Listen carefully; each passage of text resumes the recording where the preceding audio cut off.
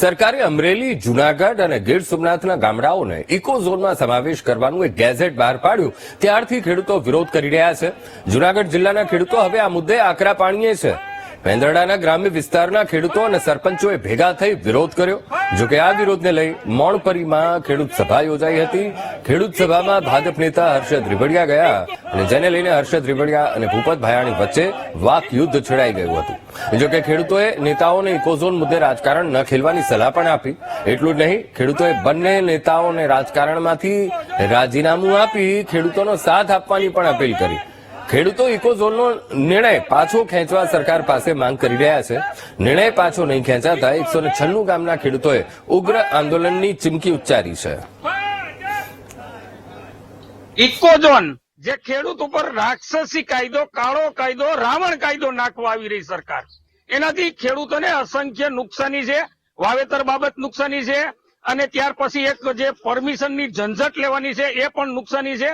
એટલે અમારે પંચાયત ટૂંકમાં 196 ગામને કોઈ ઇકોઝોન જોતું જ નથી. પેલા બાબત તો ખાસ કરીને રાજકીય લોકો જે બાંધતા એમાં શું કહેવાય? હવે જે ગઈકાલે મોણપરી, મોટી મોણપરીની અંદર એક ખેડૂતોની સભા હતી. એ સભાની અંદર હર્ષદભાઈ રીબડિયા, પૂર્વ ધારાસભ્ય વિસાવદરના, ખેડૂતોને સપોર્ટ કરવા આવ્યા. તો ભાજપના એવા હર્ષભાઈ ભૂપતભાઈ ભાયાણીના પેટમાં તેલ રેડાણું કે ભાઈ આવું ન હોવું જોઈએ, તો ખેડૂતોની સાથે તો રહેવું જોઈએ ને. અને ખરેખર ખેડૂત નેતા છે, એને એ કર્યું એમાં કોઈ વાંધો નથી. પણ તમે જે બિલાડીની જેમ બે બિલાડી બાંધીને રોટલો બીજો લઈ જાય એવું શું કામ કરો?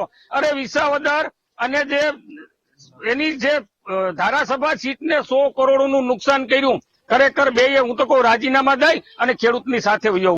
સરકારને અમે ઘણી વખત ઇકોઝોન બાબતે આવેદન પત્ર આપ્યા છતાંય સરકારના પેટમાં પાણી હલતું નથી. જો સરકાર આ ઇકોઝોન વહેલી તકે નાબૂદ નહીં કરે તો આનાથી વધારે ઉગ્ર આંદોલન કરશું અને મહાપંચાયત સંમેલન બોલાવી 196 ગામના ખેડૂતો અને સરપંચો સાથે મળી અને આવેદન પત્ર આપીને ઉપવાસ આંદોલન કરશું અને આ આંદોલનને વધારે આક્રમક બનાવશું. અને આ ઇકોઝોન જો નાબૂદ નહીં થાય તો એના માટે અમે જીવ દેવા પણ તૈયાર છે. કે અમારે ઇકોઝોન કોઈ સંજોગોમાં જોતું જ નથી. ઇકોઝોન કાયદો એવો છે કે ખેડૂતને વારંવાર હેરાન કરે છે જંગલ ખાતું, તો ઇકોઝોન નામનો કાયદો અમારે જોતો જ નથી નામથી. શું રજૂઆત કરી છે, કેવી રીતે અમે અત્યાર સુધી આંદોલન કર્યા ને હજી આ બાબતે આંદોલન સતત ચાલુ રાખશું.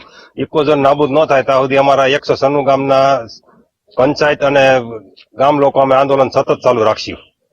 થોડા દિવસ પહેલા ભાજપ કોંગ્રેસને એક ડખો સામે થયો હતો ઇકોઝોન બાબતે, એમાં શું કહેશો તમે? ઈ તો રાજકારણ કહેવાય કે ભાજપ અને કોંગ્રેસ એકાબીજા ઉપર દોષના પોટલા ઢોરે અને ખેડૂતોને પાયમાલ કરવાનો ઈરાદા છે એ બધાના. અને અમારે આ ઇકોઝોનનું રેદુનું આ થયું છે, અમારે અટાણે નથી કોઈ ખાડા બુરવા દેતા, રસ્તામાં નથી કાંઈ. અટાણે એક અમારી જીપ્સી આકે ગઈ કે તમારે અહીંયા આંકવાનું નહીં, અમારા ધંધો કરવાનો શું એને કે અમે જીપ્સી લીધું છે. તીપડા ઇકોઝોન આવ્યા પછી આ બંધ કરાવ્યું નથી. કોઈ અટાણે સારું માણસો આવવા માંગતું કોઈ. આ અમારે શું એને કે એને હિસાબે હું બધું બંધ રાખવાનું એમ. ઇકોઝોન ચાલુ રહેશે? ના, ઇકોઝોન અમારે કોઈ સંજોગે જોતું જ નથી કોઈ. ચાલુ રાખશે ઇકોઝોન તો અમારે એના આંદોલન ચાલુ જ રહે. અને ઇકોઝોન અમારે કોઈ સંજોગે જોતો નથી. ઇકોઝોન થી અમને છે ને નુકસાની બહુ થાય છે અને સરકાર લાભ થાય એટલે ઇકોઝોન રાખે. અમે જો ઇકોઝોન લાગીએ તો આંદોલન સખત ચાલુ રાખશું. કેવા પ્રકારની નુકસાની?